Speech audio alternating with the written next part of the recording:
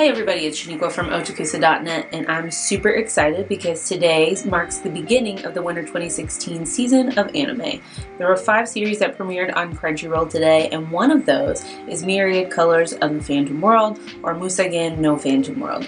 So the Crunchyroll description is: in the near future, monstrous creatures called phantoms descend upon the world.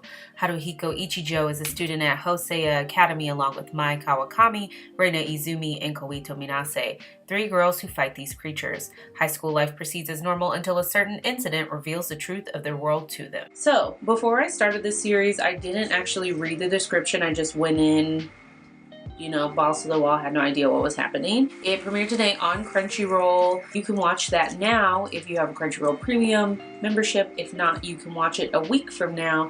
And today I will be giving you my first thoughts and that sort of thing on the series. So all in all, I really like it, and my feelings reflect what the ratings are on Crunchyroll right now, which are pretty high. A 3.8 out of 5 so far on all of the reviews for it.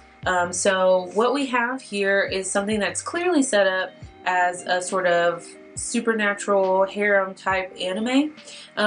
Initial impressions for this opening scene, but also from the action that you can see in this scene here, is that it has really nice animation style and really cool direction. The first 5 to 10 minutes are super compelling, and you see a lot of really interesting things happen. I think it sets the story up really well.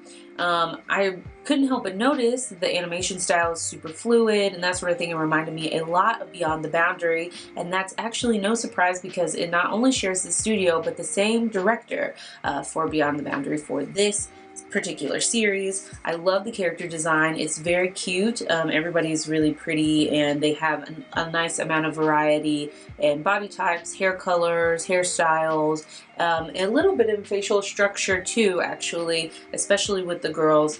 It definitely has a bit of a cinematic quality to it and some really interesting direction as far as that goes. I really like the music as well. It's upbeat and fun. The score is really nice. There's some really nice somber moments, and they definitely match that with some really good music.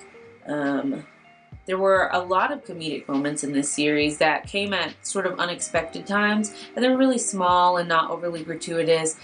It was also really fun because, like I said, it's setting itself up as a harem, and it got into a lot of those situations that are normally found in harems, but they sort of made fun of them and definitely took a different spin on them somewhat.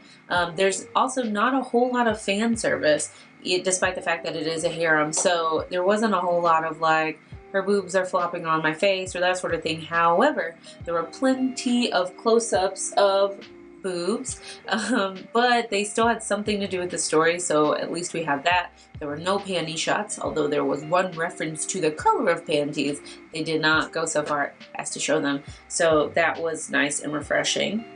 The premise reminds me a bit of Noragami mixed with Psychic Academy, and then the visuals, like I said, are similar to Beyond the Boundary. All in all, I'm really excited about the show. This first episode had really no inkling of the plot necessarily, and it didn't have all of the girls on the team when the description so clearly says that they're all sort of going to be together, and there's this clear divisiveness from her at the end of the first episode. I have to say that I'm really excited to see where the series goes. It started as a light novel, like so many series have been lately. However, this one only had 2 volumes. So the first one came out in 2013, and it did pretty well. I guess it won an award, I think, through KyoAni. And then the second volume came out this year. So I believe we're slated for at least 12 episodes, maybe 13 for this series.